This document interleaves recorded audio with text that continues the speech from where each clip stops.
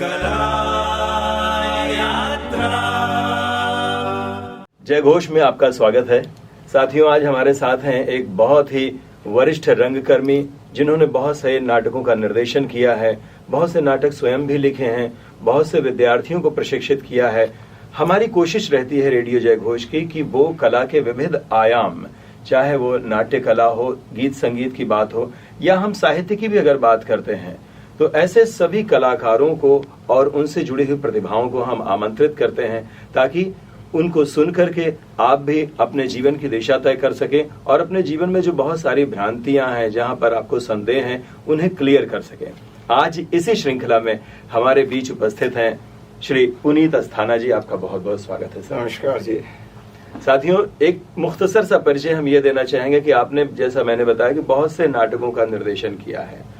आप बीएनए के निदेशक भी रह चुके हैं और आपके ही काल में बहुत से ऐसे विद्यार्थी हुए हैं जिन्होंने अभिनय में अपना परचम लहराया, यानी आपके संरक्षण में, आपके सूझबूझ समझदारी में और देख रेख में उन लोगों ने जब अपने करियर की शुरुआत की तो उन्हें मंजिलें भी मिली। ये अपने आप में बड़ी बात है। सर, ये शुरुआत कैसे हुई? हम प्रश्न पर अब आते हैं। शुरुआत बड़े विचित्र तरीके से हुई थी। हम लोग गर्मियों की छुट्टियों में अपनी बुआ के यहाँ सीतापुर जाया करते थे, तो वहाँ पे हमारे कजन जो थे वो कुछ ना कुछ एक कल्चरल प्रोग्राम गर्मियों में करते थे। उसी में थिएटर भी होता था, तो वहीं से मुझे थिएटर की लत लग गई और मैंने थिएटर करना शुरू किया। हम लोग जब थिएटर करते थे तो हम लोग थिएटर क्या करते थे, बच्चे बच्चे खेला करते थे। अक्सर घर वाले कहते थे क्या नाटक नौटंकी लगा रखे हो। जब हमारा पलायन हुआ, हम थोड़ा अच्छे शहरों में आए और इस कल्चर को देखे तो मुझे लगा ये तो बहुत अलग विधा है। पिताजी भी हमारे रामलीलाओं और विभिन्न मंचों पर चाहते थे कि उनका लड़का खड़ा हो, या वो भी एक्टिंग करते थे। तो ऐसे बच्चों के लिए क्या दुश्वारियां आती हैं, फैमिली सपोर्ट्स क्या होते हैं, और जब उन्हें आप ट्रेंड करना शुरू करते हैं तो इस तरह के जो इंफीरियरिटी कॉम्प्लेक्स कोई अगर लेकर के आता है, उन्हें दूर करना बहुत जरूरी होता है ताकि उनकी प्रतिभा और निखर सके। जी हाँ, बहुत अच्छी बात कही। और बेसिक प्रॉब्लम एक ये रहती है कि आज इतना थिएटर डेवलप होने के बावजूद अभी भी बहुत से लोगों की मानसिकता ये है कि ये क्या नाटक नौटंकी कर रहे हो, पढ़ाई में मन लगाओ और इंजीनियर, डॉक्टर या कुछ और अच्छे पद पे पहुंचने की कोशिश करो।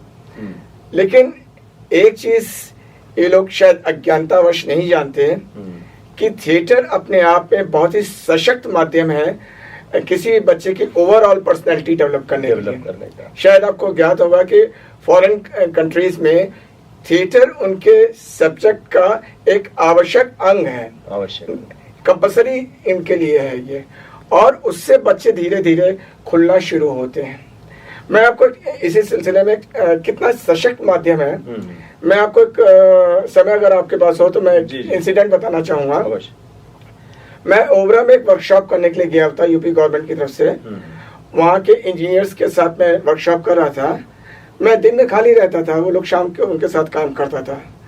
तो मैंने कहा कि मैं दिन में खाली हूँ, तो आप लोग के बच्चों की भी छुट्टियां हो चुकी हैं, आप अपने बच्चों को हमारे पास भेज दीजिए तो मैं उनके साथ भी एक वर्कशॉप कर दूं। उन लोग को ये प्रपोजल बहुत अच्छा लगा और मैंने वहां पे उनके बच्चों के साथ वर्कशॉप करना शुरू कर दिया। उन बच्चों के साथ एक बच्चा आता था, उसके साथ उसकी बड़ी सिस्टर आती थी, ऐसी रही 17-18 साल की रही होगी। वो बहुत ही इंट्रोवर्ट थी और जब बच्चे को छोड़ने आती थी तो नमस्कार में बस हल्का सा सर यूं झुकाया और चुपचाप जाके पीछे बैठ जाती थी। तो उसका बिहेवियर मुझे कुछ बहुत अजीब सा लगा। तो मैंने फिर उनके फादर से पूछा, मैंने कहा ये क्या बात है, इतना इंट्रोवर्ट टाइप की क्यों है, इतनी सहमी सी क्यों नजर आती है।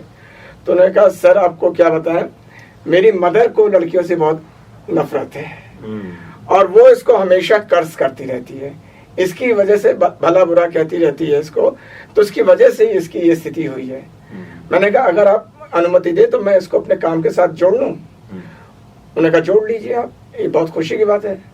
मैंने उस बच्ची को बुलाया, मैंने कहा कि बेटा मैं इतने बच्चों को अकेला नहीं संभाल पा रहा हूँ, क्या तुम इन बच्चों के साथ काम करने में मदद कर सकती हो। उसका सिर्फ इतना रिएक्शन था, सर भर हिला दिया उसने। मैंने उसको अपने पास बैठाया और जो सीन मैंने तैयार कराया उसको उस बच्चों को लेकर मैंने कहा तुम पीछे जाओ, मैं दूसरे सीन पे काम कर रहा हूँ, तो इन बच्चों को ले आके पीछे रिहर्सल कराओ। उसने उनके साथ रिहर्सल करना शुरू किया धीरे धीरे, और मैं देखता जाता था कनखियों से उसको कैसा काम कर रहे। धीरे धीरे धीरे धीरे धीरे धीरे मैंने सारा प्रोडक्शन का काम उसके ऊपर डालना शुरू किया।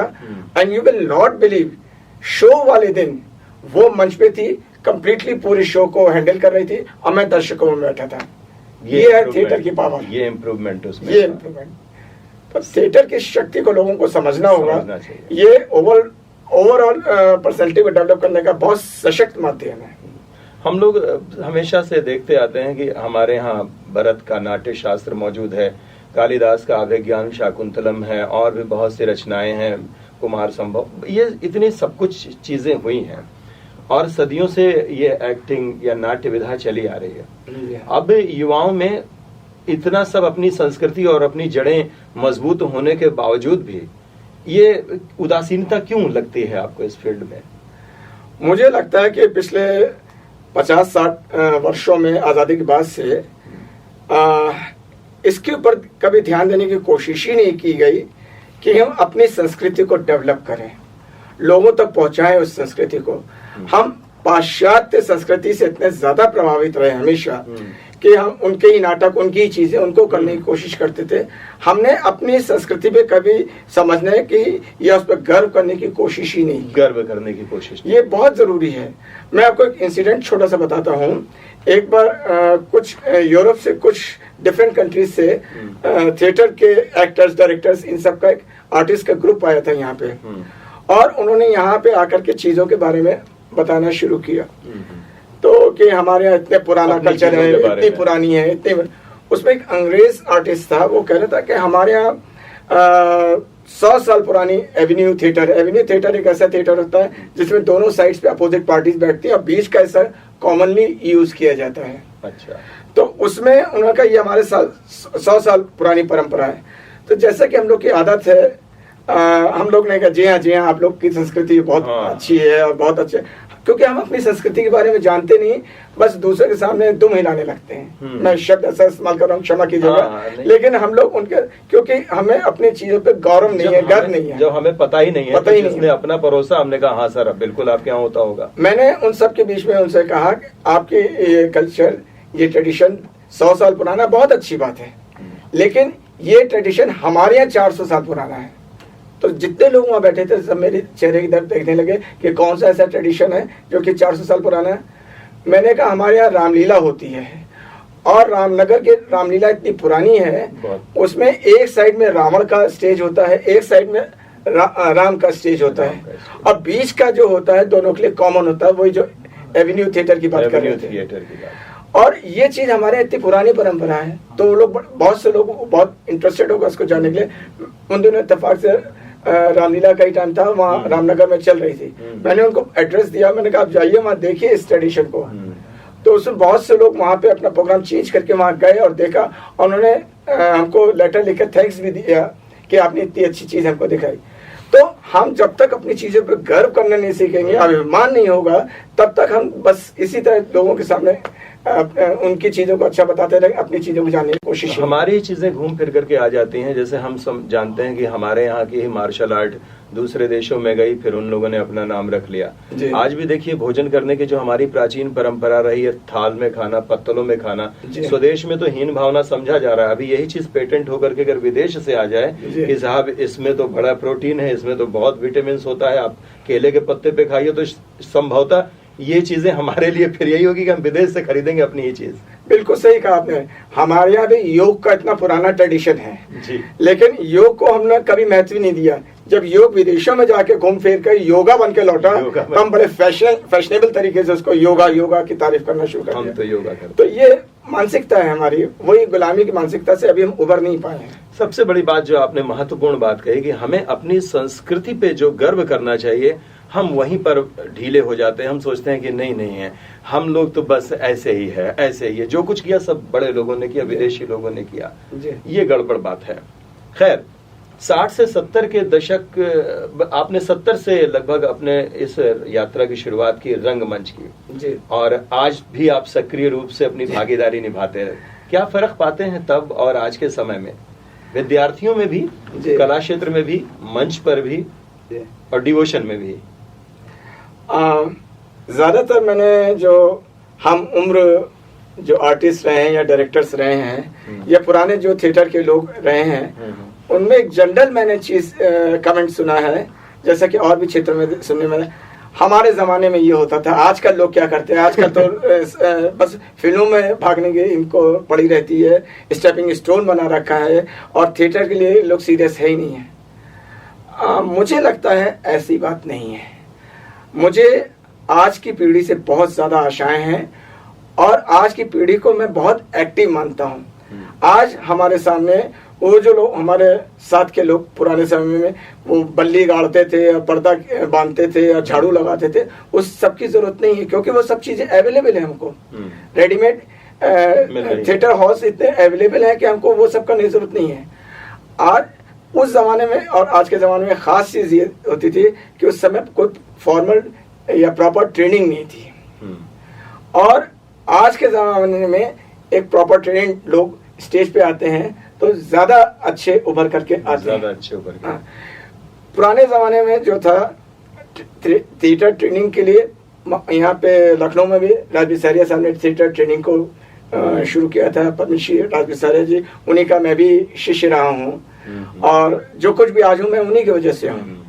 तो उन्होंने यहाँ पे थिएटर के ट्रेनिंग की आवश्यकता को समझा। वो इंग्लैंड वगैरह भी बहुत रह के और यूरोपियन कंट्रीज में बहुत रह चुके थे, वहाँ उन्होंने देखा था, तो उन्होंने उसको ट्रेनिंग को यहाँ पर भी इंट्रोड्यूस किया और भारतीय नृत्य नाट्य केंद्र की स्थापना की और उसका भारतीय नृत्य नाट्य अकादमी जो आज के जानी जाती है। तो उसके थ्रू हम लोग को बहुत कम समय में, सीमित समय में बहुत कुछ जानने का अवसर मिला। पुराने समय में क्या होता था, नया आया एक्टर, उसको क्लब में रख लिया या किसी ग्रुप में रख लिया और दौड़ के चाय लाता रहा, ये करता रहा, वो करता रहा। उस और इतना जो डायरेक्टर्स या गुरुजन होते थे उनका इतना एक भौकाल जैसा रहता था कि उससे पूछने की कोई हिम्मत नहीं पड़ती। आज का बच्चा, जब मैं एकेडमी में भी क्लासेस लेता हूँ, अभी भी विजिटिंग लेक्चरर हूँ, तो मैं जब क्लास लेने जाता हूँ तो आज से 10-15 साल पहले, 20 साल पहले जो उनको बता दिया स्टूडेंट्स को चुपचाप नोट कर लेते थे।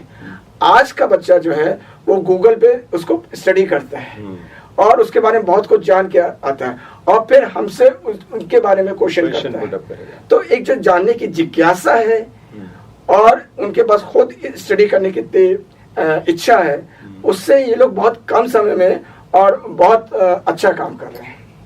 नाटकों में अहम पहलू होता है एक संगीत का। जी। पुराने जमाने में लाइव संगीत होता था, अब ज्यादातर रिकॉर्डेड हो रहा है। जी। इस बदलाव को आप किस नजरिए से देख रहे हैं? देखिए, कई जगह शोज वगैरह लेके जाने होते हैं तो वहाँ हर जगह म्यूजिशियंस की पूरी टीम लेके जाना बहुत कॉस्टली पड़ जाता है।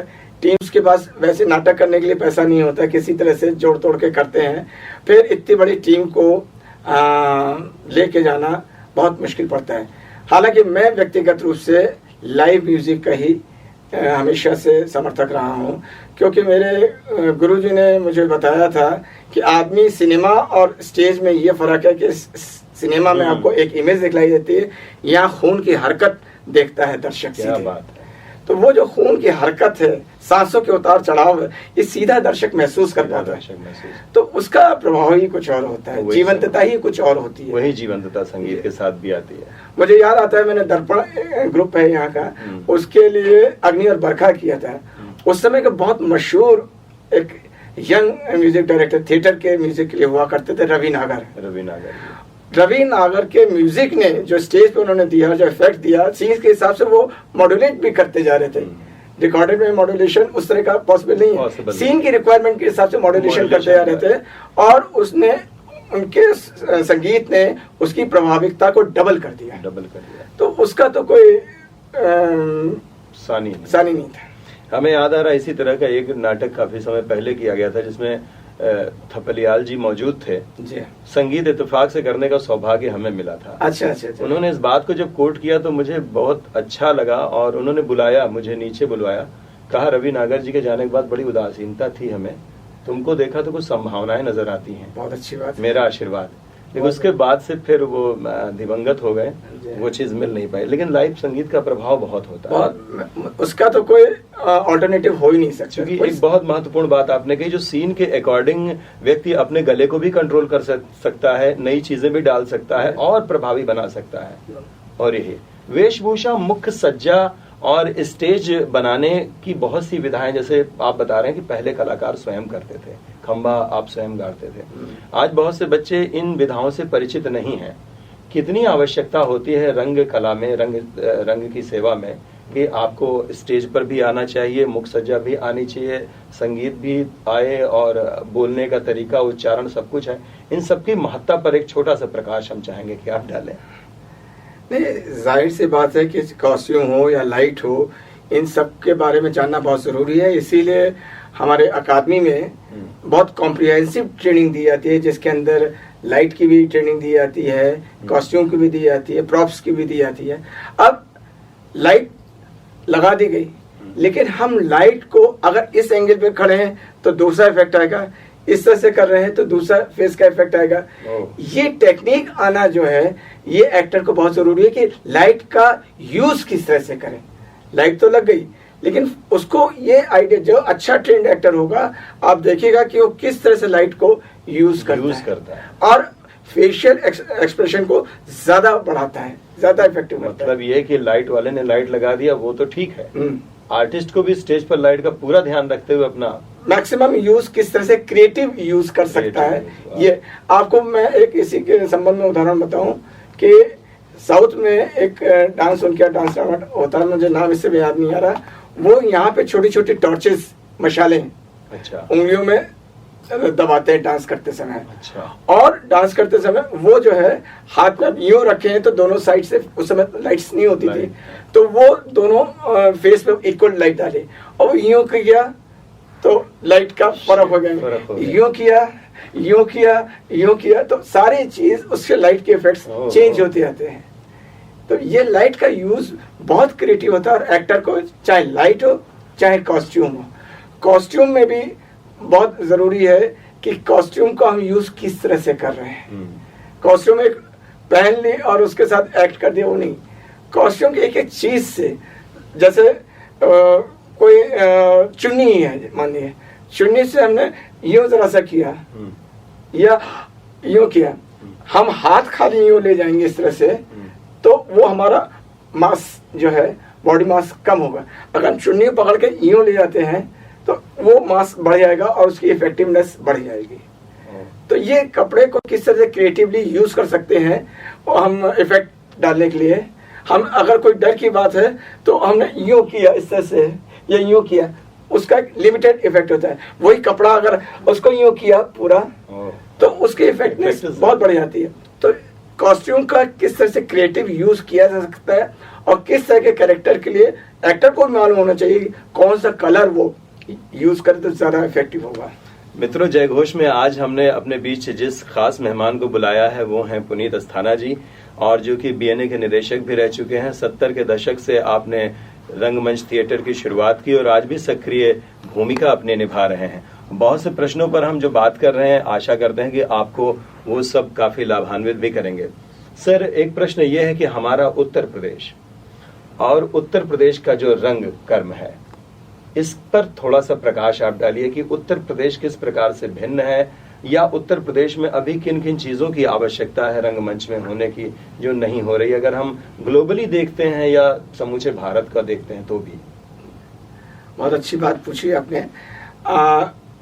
उत्तर प्रदेश इतना रिच है ट्रेडिशनल और फोक आर्ट में जितना शायद अन्य जगहों पे इतना, क्योंकि इसका विस्तार भी काफी है और यहीं पे राम भी हुए हैं, यहीं पे कृष्ण भी हुए हैं। तो एक तरफ जहाँ हमें डिफरेंट टाइप की रामलीलाएं देखने को मिलती हैं, और रामलीला तो इतना पॉपुलर है कि आपने देखा होगा यहाँ फेस्टिवल रामलीला के होते हैं जिसमें थाईलैंड और दूसरे कंट्रीज के भी लोग आते हैं यहाँ पे प्रेजेंट करते हैं। ऐसी रासलीला, कृष्ण ब्रजभूमि की रासलीला बहुत इफेक्टिव है और बहुत लोकधर्मी है वो।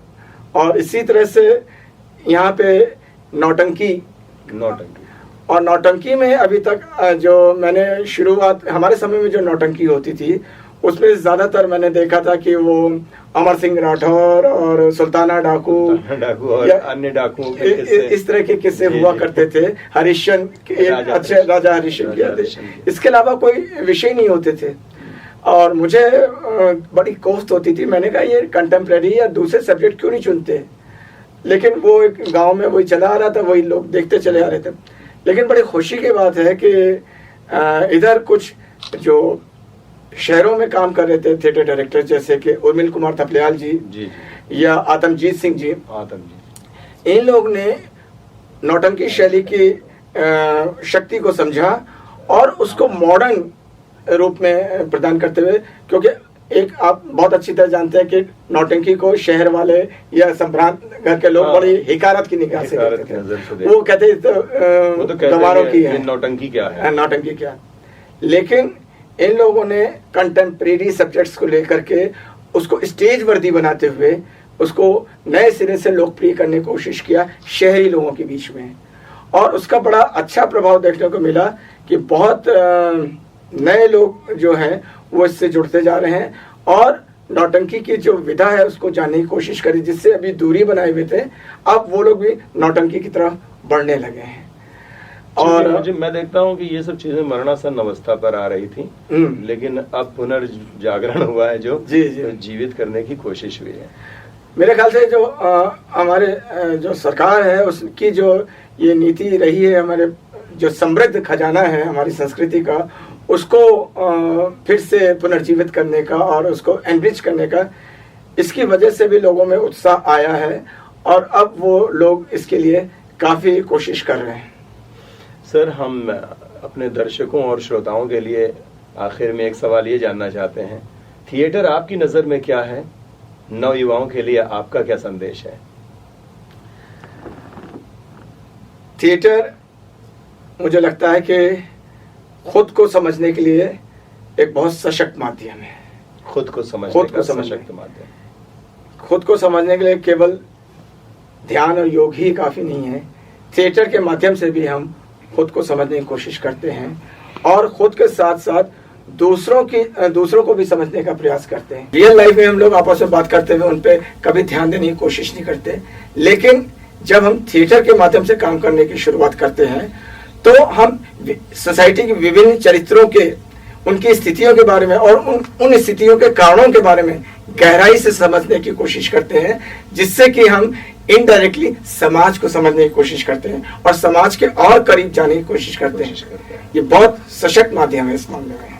तो हमारे नवयुवा लोगों को ये चीज समझना चाहिए कि हमारा ये जो कला है ये बहुत ही संभ्रांत है, और सबसे बड़ी बात घूम फिर करके पूरे बातचीत में एक निचोड़ ये भी सामने आया कि अपनी कला का, अपनी मिट्टी का रिस्पेक्ट और उस पर गर्व, मान, अभिमान होना परम आवश्यक है। बातें तो बहुत सी हैं, आपसे हम बात करें तो एक लंबा वक्त निकल जाएगा, लेकिन आज के लिए हम इतना ही। हम चाहेंगे कि फिर कभी हमारी आपकी भेंट वार्ता हो तो इस सिलसिले को हम आगे बढ़ाएंगे। आपको बहुत बहुत धन्यवाद, आपने जय घोष को अपना समय दिया। धन्यवाद।